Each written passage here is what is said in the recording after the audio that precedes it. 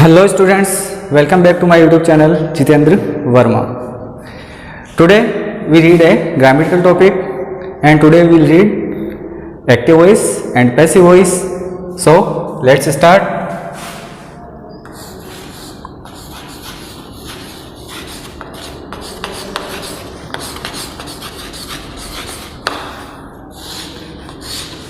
In Hindi grammar and English grammar there are two types of voice.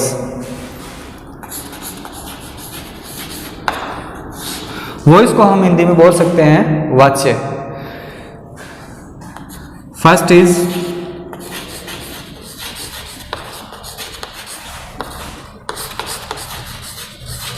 Active voice and second one is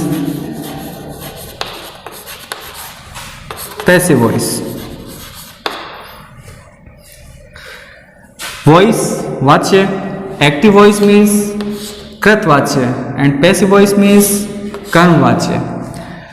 अंग्रेजी में दो प्रकार के voice होते हैं, active voice and passive voice. Active voice को हिंदी में हम बोलते हैं कृतवाच्य, पैसिव वॉइस को हम हिंदी में बोलते हैं कर्मवाच्य. What is the major difference between active voice and passive voice? Active voice और पैसिव वॉइस में अंतर क्या होता है? In active voice we emphasis on our subject and in passive voice we emphasis on our object. Active voice में हम जोर देते हैं कर्ता पर और पैसिव वॉइस में जोर दिया जाता है कर्म पर.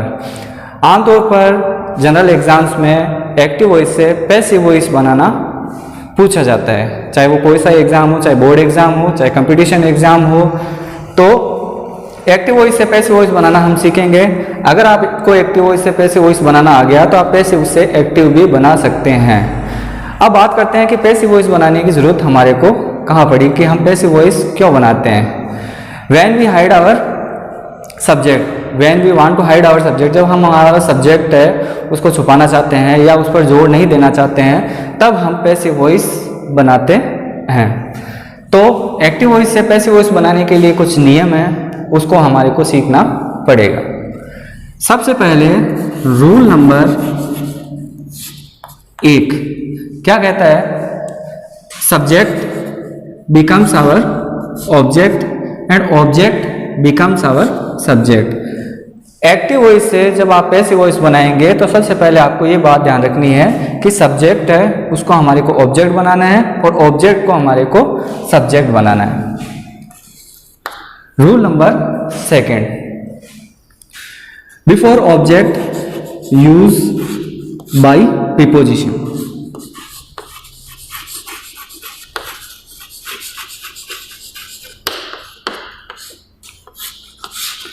जब आप सब्जेक्ट को ऑब्जेक्ट बनाएंगे तो उससे पहले आपको बाय प्रीपोजिशन का यूज करना होगा. आमतौर पर बाय का किया जाता है और भी किए जाते हैं, लेकिन वो हम लास्ट में सीखेंगे कि कुछ निश्चित शब्द होते हैं जिनके साथ अलग अलग प्रीपोजिशन का प्रयोग किया जाता है. रूल नंबर 3 आपका ये कहता है, जैसे आपका सब्जेक्ट ऑब्जेक्ट हो गया और ऑब्जेक्ट सब्जेक्ट हो गया, उसके बाद में बाय प्रीपोजिशन का यूज आप करेंगे. उसके बाद में है आपके टेंस रिलेटेड चेंजेस.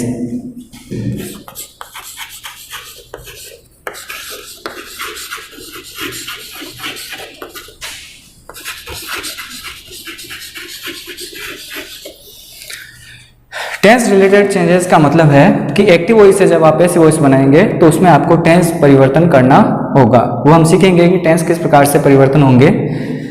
लेकिन उससे पहले एक चीज और आप सीख लीजिए कि इन passive voice always use third form of the verb. Passive voice जब भी आप बनाएं तो उसमें हमेशा third form of the verb काम में ले. तो ये नियम आपको समझ में आ गया होगा, ये आ गया, ये भी आ गया. अब बात करते हैं हम टेंस रिलेटेड चेंजेस की, कि टेंस किस प्रकार से परिवर्तन होगा. तो टेंस किस प्रकार से परिवर्तन होगा वो हम देखते हैं. सबसे पहले जब आपने टेंस पढ़े होंगे तो आपने प्रेजेंट सिंपल टेंस जरूर पढ़ा होगा. उसके बाद में आपने पढ़ा होगा प्रेजेंट कंटिन्यूअस. उसके बाद में प्रेजेंट परफेक्ट उसके बाद में प्रेजेंट परफेक्ट कंटिन्यूअस। उसके बाद में जो टेंस आता है वो आता है आपके पास्ट सिंपल। उसके बाद में आता है पास्ट कंटिन्यूअस। उसके बाद में आता है पास्ट परफेक्ट और उसके बाद में पास्ट परफेक्ट कंटिन्यूअस। उसके बाद में आपने टेंस पढ़ा होगा future simple, then future continuous, उसके बाद में future perfect, then future perfect continuous.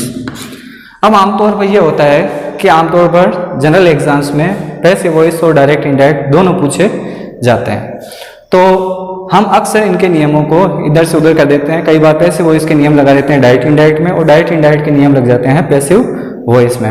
अब मैं आपको जिस तरीके से समझाना चाह रहा हूँ कि किस तरीके से how can we change active voice and passive voice, कि किस तरीके से हम एक्टिव वॉइस को पैसिव वॉइस बनाएंगे, पैसिव वॉइस को एक्टिव वॉइस बनाएंगे, तो उसके लिए आपको थोड़ा सा ट्रिक से काम में लेना है। तो देखिए कि सबसे पहले हम स्पेलिंग पर गौर करते हैं कि passive voice PASSIVE। Passive voice में आप देखिए कि एक शब्द छिपा हुआ है PASS, पास। इस पास का मतलब होता है गुजरना। आमतौर पर आपने देखा होगा कि हम कहते हैं कि मैं पास हो गया, तो पास हो गया इसका मतलब है कि मैं उत्तीर्ण हो गया, एक क्लास से दूसरे क्लास में मैं गुजर गया। तो पास आमतौर पर जो बाइक्स होती है उसमें भी एक बटन होता है जिसका पास होता है। कई बार ट्रक्स में भी आपने देखा होगा कि दिन में भी जैसे लाइट एकदम जला के वापस बंद करते हैं, तो इसका मतलब है कि मेरे को गुजरने के लिए जगह नहीं है, पास होने के लिए जगह नहीं है, जगह दे। तो पास का मतलब होता है गुजरना। तो इसमें क्या होगा कि जब आप एक्टिव वॉइस से पैसिव वॉइस बनाएंगे तो उसमें टेंस पास होगा। अब ये पास कैसे होगा, जैसे एक्टिव वॉइस में आपके प्रेजेंट सिंपल टेंस है, तो पैसिव वॉइस में क्या हो जाएगा आपके प्रेजेंट कंटिन्यूअस। कहने का मतलब ये है कि एक्टिव वॉइस में अगर प्रेजेंट सिंपल टेंस है तो पैसिव वॉइस में वो हो जाएगा प्रेजेंट कंटिन्यूअस, गुजर गया। उसके बाद में अगर एक्टिव वॉइस में पास्ट सिंपल है तो पैसिव वॉइस में क्या हो जाएगा पास्ट कंटिन्यूअस। अगर एक्टिव वॉइस में आपके फ्यूचर सिंपल है तो पैसिव वॉइस में हो जाएगा future continuous. Present simple becomes present continuous, past simple becomes past continuous, future simple becomes future continuous. इस तरीके से ये चेंजमेंट होगा एक्टिव वॉइस से पैसिव वॉइस में। तो याद समझ में आ गया होगा, याद रह जाएगा आपको। प्रेजेंट सिंपल अगर एक्टिव वॉइस में है तो आपको क्या करना है प्रेजेंट कंटिन्यूअस, कहाँ पर पैसिव वॉइस में। पास्ट सिंपल है तो पैसिव वॉइस में क्या हो जाएगा पास्ट कंटिन्यूअस, फ्यूचर सिंपल है तो क्या हो जाएगा फ्यूचर कंटिन्यूअस। अब देखिए जो कंटिन्यूअस कंटिन्यूअस कंटिन्यूअस, ये मैंने शॉर्ट फॉर्म लिखी है, फुल फॉर्म नहीं लिखी है। कंटिन्यूअस की स्पेलिंग CONTINUOUS। तो प्रेजेंट कंटिन्यूअस, पास्ट कंटिन्यूअस और फ्यूचर कंटिन्यूअस तीनों आपस में क्या थे दोस्त थे, फ्रेंड थे। और कंटिन्यूअस इनकी दोस्ती थी, तो जब हम किसी के साथ लगातार रहते हैं तो दोस्ती हो ही जाती है। तो इन तीनों ने क्या कर ली दोस्ती कर ली। दोस्ती करके एक दिन ये तीनों बातें कर रहे थे कि प्रेजेंट सिंपल अपना घर छोड़ के आ गया प्रेजेंट कंटिन्यूअस में, पास्ट सिंपल अपना घर छोड़ के आ गया पास्ट कंटिन्यूअस में, फ्यूचर सिंपल फ्यूचर कंटिन्यूअस में आ गया। लेकिन हम किसी के घर पे नहीं जाएंगे, जो आएगा वो हमारे पास आएगा। तो इन्होंने तीनों ने डिसाइड किया कि हम किसी के नहीं जाएंगे, जो आएगा वो हमारे पास आएगा। तो प्रेजेंट कंटिन्यूअस अगर एक्टिव वॉइस में है तो पैसिव वॉइस में भी वो क्या रहेगा प्रेजेंट कंटिन्यूअस ही रहेगा। और साथ में क्या लग जाएगा बीइंग, BEING। पास्ट कंटिन्यूअस अगर एक्टिव वॉइस में है तो पैसिव वॉइस में भी पास्ट कंटिन्यूअस टेंस ही रहेगा, प्लस क्या लग जाएगा बीइंग। अगर आपको पता हो टेंस का, आपको थोड़ा बहुत नॉलेज हो, तो प्रेजेंट कंटिन्यूअस में हेल्पिंग वर्ब यूज आती है इज, आर, एम। तो पैसिव वॉइस में क्या हो जाएगा, या तो इज बीइंग या आर बीइंग या एम बीइंग। इसमें आता है वाज और वर, तो ये हो जाएगा वाज बीइंग और वर बीइंग। अब फ्यूचर कंटिन्यूअस में जो हेल्पिंग वर्ब यूज करते हैं हम, वो करते हैं विल बी और शैल बी। तो विल बी और शैल बी के साथ में आप बीइंग लगा के देखिए, विल बी बीइंग, बी और बी नहीं बैठेगा। तो इस वजह से जो फ्यूचर कंटिन्यूअस टेंस है उसका पैसिव वॉइस नहीं बनता। इसमें अगर कहानी से आप देखना चाहें तो देखिए, आप जैसे आपने लगाया विल बी प्लस बीइंग, ये बी और ये बी, बी बैरी हो गए, एनिमी दुश्मन, और इन्होंने आपस में लड़ाई कर ली। लड़ाई करके कोर्ट में फैसला ये दिया कि तू लायक ही नहीं है कि तेरे घर पे कोई आए। तो इस वजह से फ्यूचर कंटिन्यूअस टेंस का पैसिव वॉइस आपके नहीं बनता। उसके बाद में बात करते हैं हम प्रेजेंट परफेक्ट टेंस की। प्रेजेंट परफेक्ट टेंस कहाँ गुजर जाएगा, प्रेजेंट परफेक्ट कंटिन्यूअस। कहने का मतलब ये है कि अगर एक्टिव वॉइस में प्रेजेंट परफेक्ट टेंस है तो पैसिव वॉइस में क्या हो जाएगा, प्रेजेंट परफेक्ट कंटिन्यूअस टेंस। अगर एक्टिव वॉइस में पास्ट परफेक्ट टेंस है तो पैसिव वॉइस में क्या हो जाएगा, पास्ट परफेक्ट कंटिन्यूअस टेंस।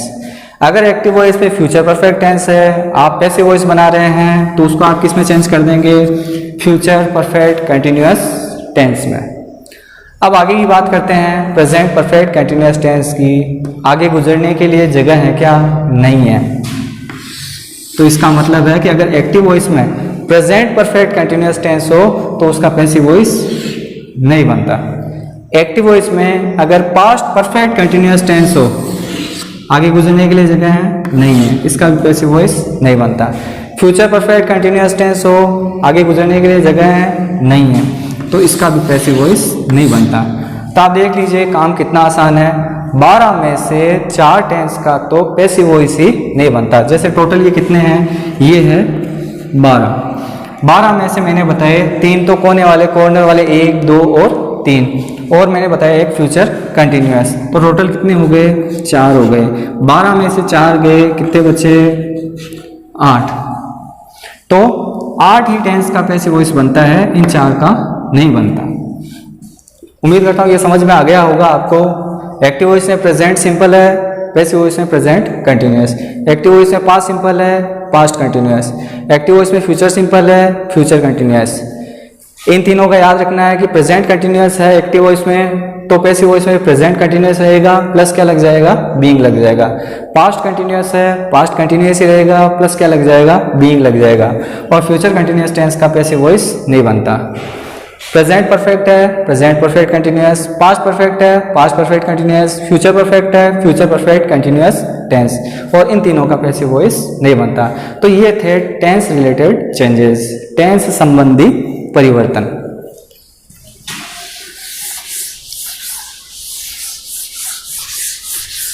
अब देखिए कि पैसिव वॉइस को शुरू करने से पहले 1-2 चीज़ आप और समझ लीजिए।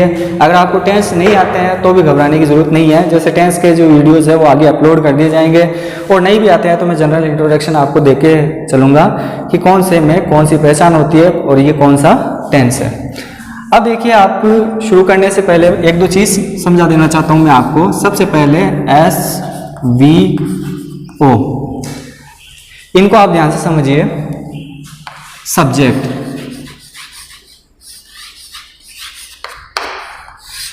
सब्जेक्ट इंग्लिश ग्रामर में सब्जेक्ट का मतलब हमेशा आपको कर्ता ही निकालना है। हालांकि सब्जेक्ट का मतलब विषय भी होता है, सब्जेक्ट का मतलब प्रजा भी होता है। लेकिन अगर मैं आपसे पूछूं कि सब्जेक्ट क्या होता है, कर्ता, तो आप में से अधिकतर लोगों का यही आंसर रहेगा कि इस कर्ता जो काम करता है वो कर्ता होता है। जैसे फॉर एग्जाम्पल मेरे को कहना है द चौक इज वाइट, ये चौक सफ़ेद है, तो आपके हिसाब से तो इसमें कर्ता है ही नहीं। क्यों? क्योंकि इसमें तो काम करने वाला कोई है ही नहीं। तो काम करने वाला हमेशा सब्जेक्ट नहीं होता है। Subject in a sentence the person और थिंग वी स्पीक अबाउट, एक वाक्य के अंदर कोई व्यक्ति या वस्तु जिसके बारे में हम बात करते हैं। यहाँ पर बात किसके बारे में हुई? चौक के बारे में। तो चौक हमारा क्या हो गया? सब्जेक्ट हो गया। The boys are playing cricket, लड़के क्रिकेट खेल रहे हैं। बात किसके बारे में? लड़कों के बारे में। तो इस प्रकार से व्यक्ति या वस्तु, द पर्सन और thing we speak about is called our subject. जिसके बारे में हम बात करते हैं उसको हमारा सब्जेक्ट कहा जाएगा। तो सब्जेक्ट को आप अच्छी तरीके से समझ गए। Verb, a verb is a saying word. क्रिया, ये आपका कर्ता था, ये आपकी क्रिया। क्रिया कर्ता के द्वारा जो काम किया जाता है या फिर एक शब्द जिससे कुछ होने का आभास होता है, जैसे खाना, खेलना, कूदना, पीना, सोना, नहाना, उठना, बैठना, दौड़ना। दीज आर वर्ड्स, ये सारी वर्ड्स है। अगर आप थोड़ा सा भी ध्यान देंगे तो आपको आसानी से पता चल जाएगा कि वर्ब कौन सी है। शुरुआती में अगर आप थोड़ा सा ध्यान देना शुरू करें अगर ग्रामेटिकल सेक्शन में, तो आपको अच्छी तरीके से पता होगा कि ये जो वर्ब है वो कौन सी है किसी भी सेंटेंस में। अब बात करते हैं ऑब्जेक्ट की। ऑब्जेक्ट, ऑब्जेक्ट को हिंदी में बोला जाता है कर्व। There are two types of object. पहले बता देता हूं क्योंकि डायरेक्ट इनडायरेक्ट में भी इसकी आवश्यकता पड़ेगी। First is direct object and second is indirect object. अंग्रेजी में जो ऑब्जेक्ट होते हैं वो दो प्रकार के होते हैं, डायरेक्ट ऑब्जेक्ट और इनडायरेक्ट ऑब्जेक्ट। डायरेक्ट ऑब्जेक्ट को हिंदी में बोला जाता है प्रत्यक्ष कर्म।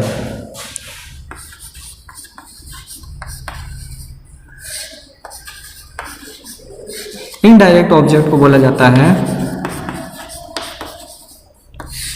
अप्रत्यक्ष कर्म। लेकिन सबसे पहले हम बात करते हैं कि ऑब्जेक्ट को हम कैसे पहचानेंगे। In a sentence if we speak about, अगर हम बात करें सेंटेंस में तो when we ask to our verb what और whom and if we get our answer it means it is our object.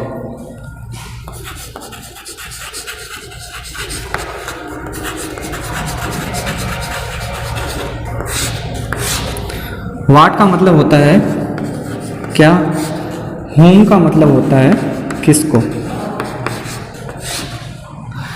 अगर बात करें कि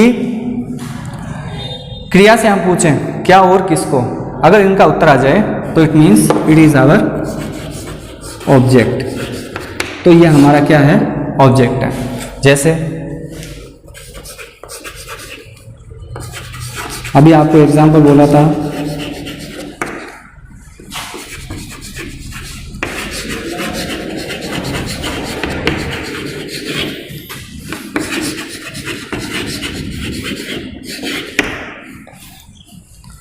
the children are playing hockey. बच्चे हॉकी खेल रहे हैं। It is present continuous tense. There are plus first form plus ING, present continuous tense है। तो यहाँ पर बच्चे हॉकी खेल रहे हैं। बात किसके बारे में हो रही है, बच्चों के बारे में। The children is our subject, are is our helping verb, playing is